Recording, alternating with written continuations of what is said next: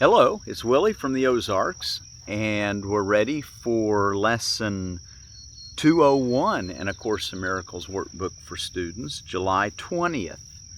This is our last review for part one of our course, and so these next 10 lessons will be the review of the last 20 lessons, be the review for the last 10 lessons. Or did I say it wrong? 20 lessons and 20 reviews. So we're going to be adding the idea to all of our last 20 lessons. I am not a body, I am free, for I am still as God created me. You'll be saying that just every hour for the next 20 days. If you're doing your lessons well, it should get it really seated down really clearly in your mind. If you say it in the morning when you meditate for 15 minutes, and then in the evening for 15. That's going to be our minimum meditation now, he says. So let's our quiet time, as he calls it, our practice period. Before we go to that though, let's just take a minute and look at yesterday's lesson. Lesson 200. We have quite a bit to read today, so let's take a look at this. Lesson 200, there is no peace except the peace of God. There's something I want to try to explain if I can. He says it in here, but I want to bring our attention to it. He starts off by saying, seek no further, and he ends the lesson by saying, seek no further. So what's he not want us to seek further on? I thought we already were working on this. He says, don't look anyplace else other than the peace of God. Okay?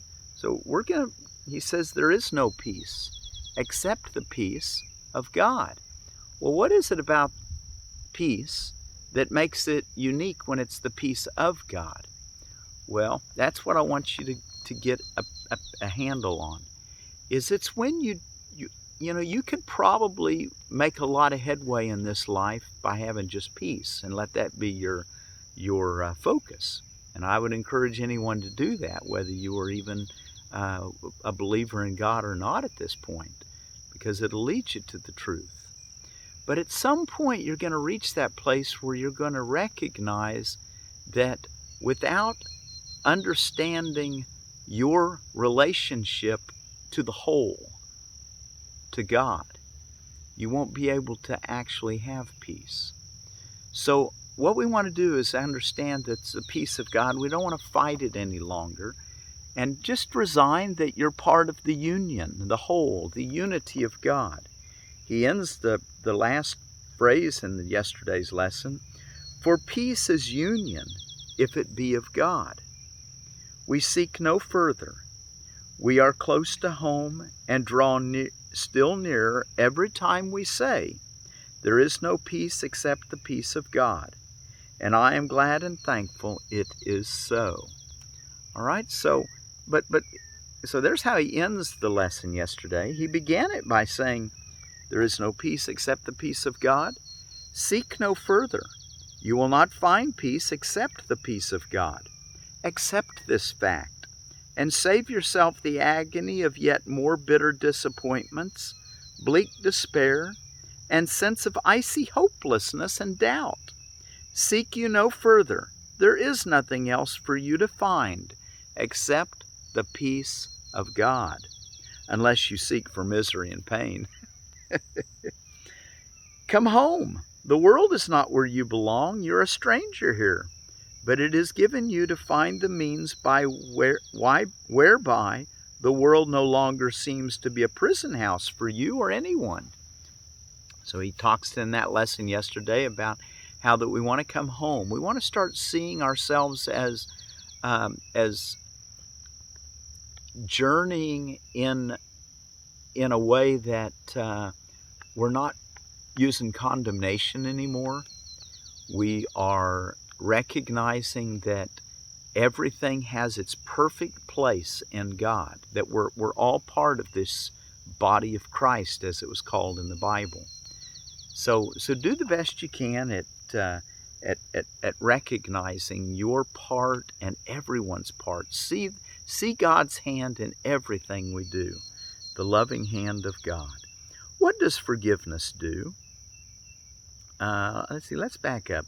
You will be bound till all the world is seen by you as blessed, and everyone made free of your mistakes and honored as he is.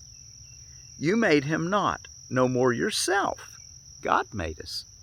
And as you free the one, the other is accepted as he is. So as you free yourself or someone else or everyone else, you'll find your own freedom. And what's that freedom? The way that God created you. I am as God created me. What does forgiveness do? In truth, it has no function and does nothing, for it is unknown in heaven. It is only hell where it is needed and where it must serve a mighty function. Is not the escape of God's beloved Son from evil dreams that he imagines yet believes are true a worthy purpose? So that's what forgiveness does. It frees us from our dreams of where there's condemnation, pain, sickness, suffering, death. There is no peace except the peace of God, because he has one Son who cannot make a world in opposition to God's will and to his own, which is the same as his. All right, so this one Son, which all of us are that one Son. Remember, he said, the Son of God has nowhere to lay his head. Well, the Son, we're all journeying together. We're all part of our Father's home, and we're all truly safe at home. And we're just journeying this world in dreams. But we can awaken from that dream of pain and come home. Peace is the bridge that everyone will cross to leave this world behind. But peace begins within the world perceived as different and leading from this fresh perception to the gate of heaven and the way beyond. Let us not lose our way again today. We go to heaven, and the path is straight. Only if we attempt to wander can there be delay and needless wasted time on thorny byways. God alone is sure, and he will guide our footsteps. He will not desert his Son in need, nor let him stray forever from his home. The Father calls, the Son will hear, and that is all there is to what appears to be a world apart from God, where bodies have reality. Let's read that again. He will not desert his Son in need, nor let him stray forever from his home. The Father calls, the Son will hear, and that is all there is to what appears to be a world apart from God, where bodies have reality. Isn't that beautiful? Our Father calls, and his Son hears, and the world is undone in that hearing. For peace is union, if it be of God. We seek no further. We are close to home and draw still nearer every time we say, there is no peace except the peace of God. And I am glad and thankful it is so. Well, that leads us right on into our lesson for today. I am not a body, I am free, for I am still as God created me. I trust my brothers who are one with me. No one but is my brother. I am blessed with oneness with the universe and God, my Father, one creator of the whole that is myself, forever one with me. I am not a body, I am free, for I am still as God created me. All right, now we're going to read the review page so that we know how to do these lessons for the next 20 days. And I wanted to talk to you a moment about where I'm sitting. I'm sitting here on my place in a blackberry patch that me and my kids and grandkids picked blackberries on. There's still a few left here, and this is a nice big patch right here. So I'm just sitting out in amongst them. And as you can see, the little blackberries, very tasty, very good for you too. Let's see. I'm not exactly positive if they're Arubus palacatus. I think they are. The species, they said there was some confusion about that there's a lot of maybe academic confusion. Probably really not. Probably just all of us people that are learning that make it confusing. But rubus is the genera, and the plicatus, I think, is the species. But there's a lot of varieties of berries, brambles they call them. All right, so look at some of the things that it's good for, though. Wow. They are, let's see, on healthline.com, packed with vitamin C, high in fiber, great source of vitamin K, high in manganese, may boost brain health and oral health. On rxlist.com, it says the leaf, the fruit, and the root are used for medicine. They treat diarrhea, fluid retention, diabetes, gout, pain, swelling, may prevent cancer and heart disease. And that's because of the antioxidants and the anthocyanins. I found that on Medical News Today. So anyway, just a lot of good benefits of a nice tasty fruit that just grows nice and wild. Look at all of them. Can you see them? Let me shake it. So I mean, they're just plump with berries. They're just, and these are nice big. These are wild, but they're growing in a nice place where they seem to be doing quite well. So anyway, there's your blackberries, which, you know, to be in the Ozarks, blackberries are everywhere. All right, and even in my hair. Okay, they you know, you all know they when you go to pick blackberries, be sure to do such, and then go for a swim after you're done. Need some watermelon or something, but go for a swim. And the reason why is because the blackberry is a nice place for chiggers to hang out, and they tend to get on you. So just go take a bath when you finish picking blackberries. Don't just go and spend hours without dipping in the water or taking a swim or taking a shower. Keep those chiggers off of you. They tend to hang out around them. All right, now let's go to our review on page 332, the review for this section. For this review, we take but one idea each day and practice it as often as is possible. Besides the time we give morning and evening, which should not be less than 15 minutes, the hourly remembrance we make throughout the day, use the idea as often as you can between them. So every hour of the day, and then also use it between those hours. Each of these ideas alone would be sufficient for salvation if it were learned truly. Each would be enough to give release to you and to the world from every form of bondage and invite the memory of God to come again. With this in mind, we start our practicing, in which we carefully review the thoughts the Holy Spirit has bestowed on us in our last 20 lessons. Each contains the whole curriculum if understood, practiced, accepted, and applied to all the seeming happenings throughout the day. One is enough, but for that one, there must be no exceptions made. And so we need to use them all and let them blend as one, as each contributes to the whole we learn. These practice sessions, like our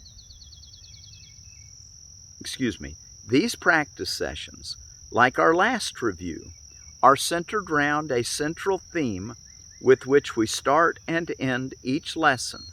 It is this: I am not a body, I am free, for I am still as God created me. Paragraph 5. The day begins and ends with this, and we repeat it every time the hour strikes, or we remember in between we have a function that transcends the world we see. Beyond this, and a repetition of the special thought we practice for the day, no form of exercise is urged except a deep relinquishment of everything that clutters up the mind and makes it deaf to reason, sanity, and simple truth. So no special form is needed, but we do want to use it to clean up our minds.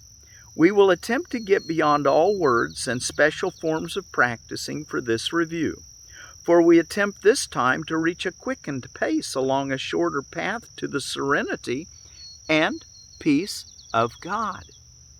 We merely close our eyes and then forget all that we thought we knew and understood, for thus is freedom given us from all we did not know and failed to understand. So this peace of God we just were discussing, one of the concepts that he uses often in the text is one of our big problems is the authority problem, that we're just unwilling to, and in the separated state, we're unwilling to just come to God with an open heart and mind and allow Him to tell us who we are and what to do.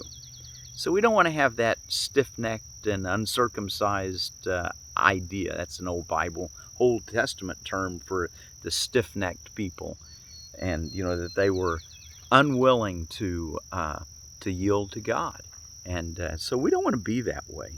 This is our chance to enter into heaven God's way. There is no peace except the peace of God. There is but one exception to this lack of structuring. So he doesn't want us to have a whole lot of structuring, but there's one exception to it. Permit no idle thought to go unchallenged.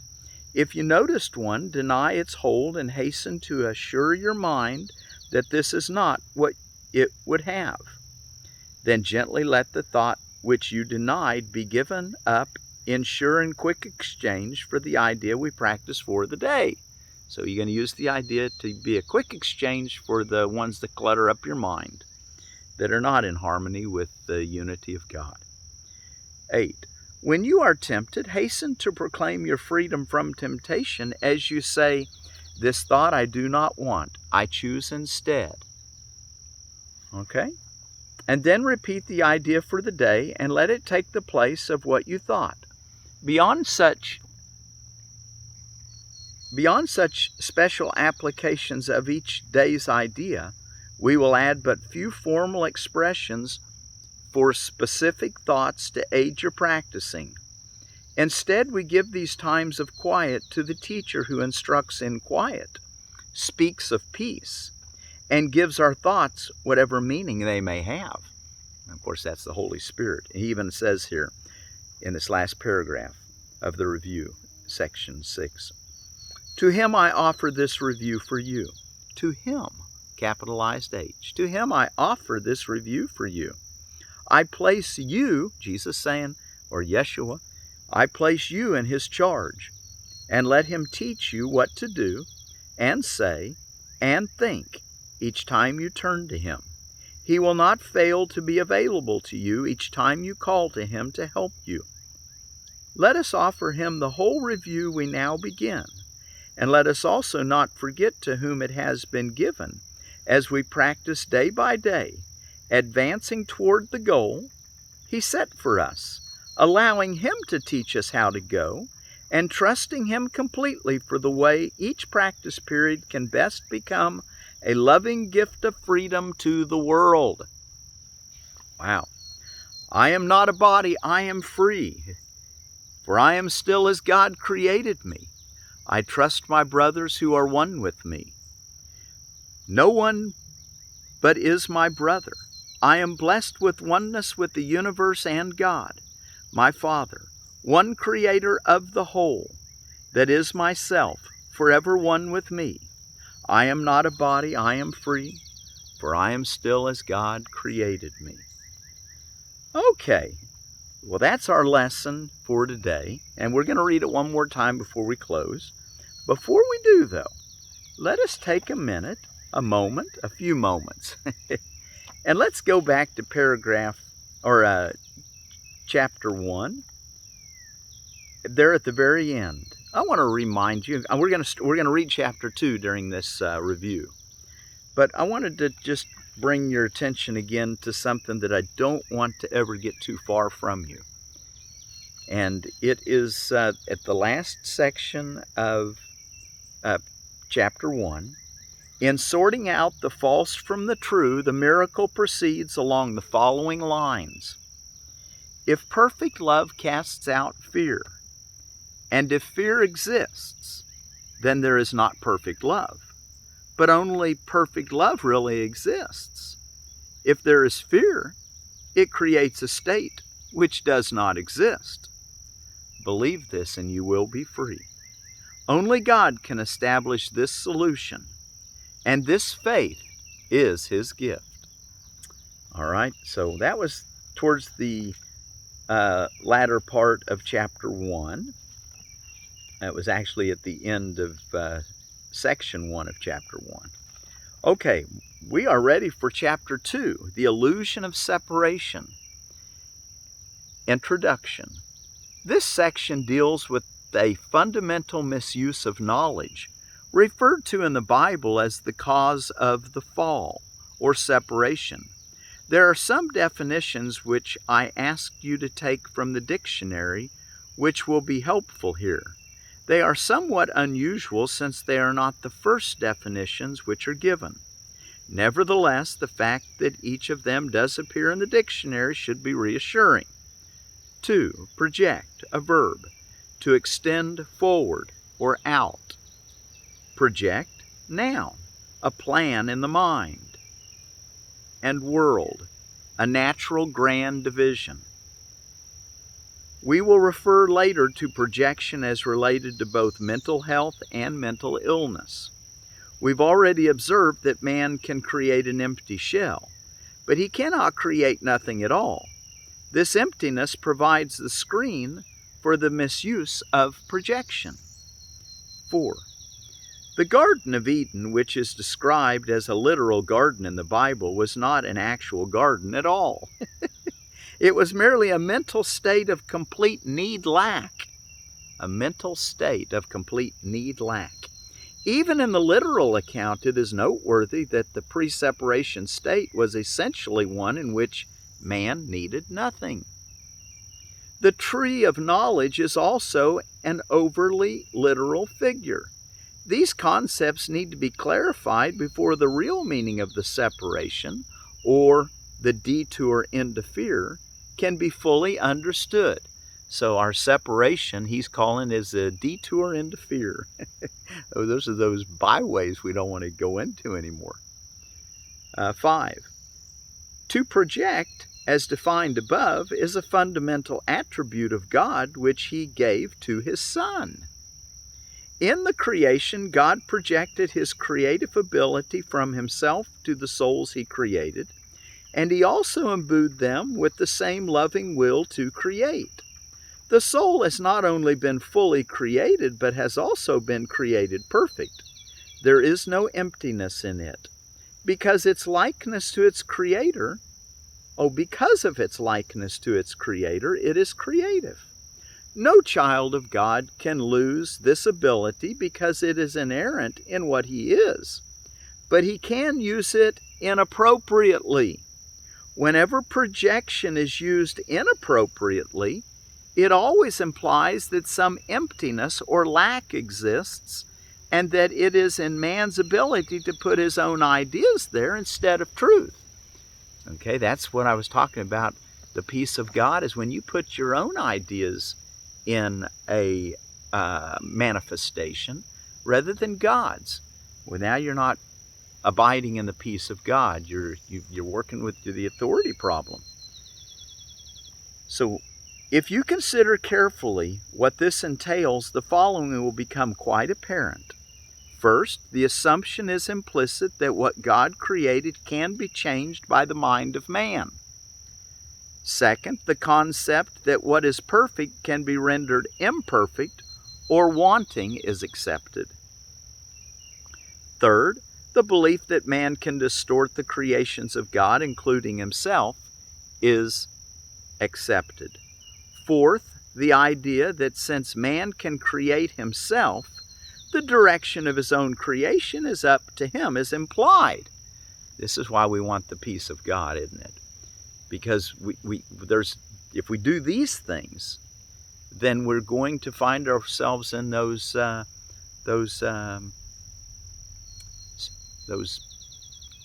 miserable places where God is not at.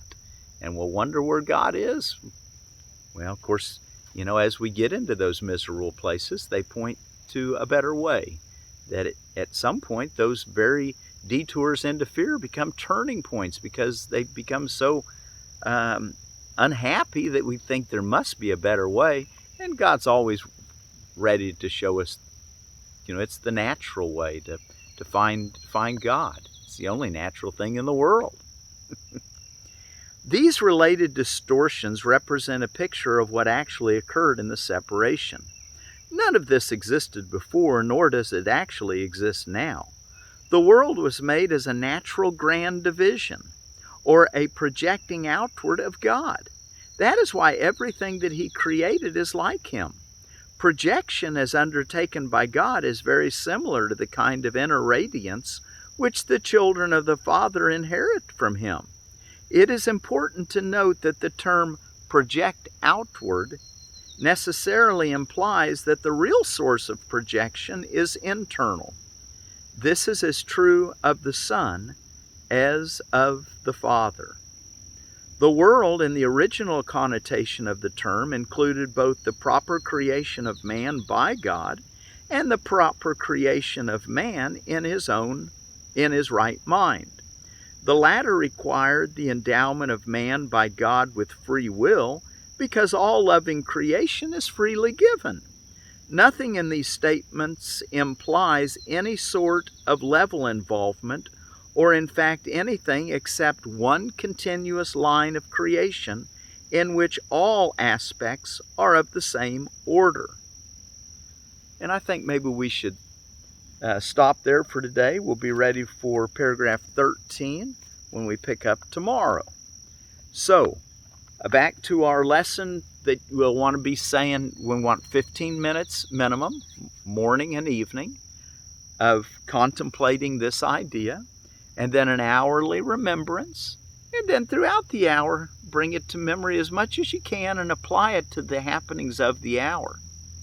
All right? So, I am not a body, I am free, for I am still as God created me. I trust my brothers who are one with me. No one but is my brother. I am blessed with oneness with the universe and God, my Father, one creator of the whole, that is myself, forever one with me. I am not a body, I am free, for I am still as God created me.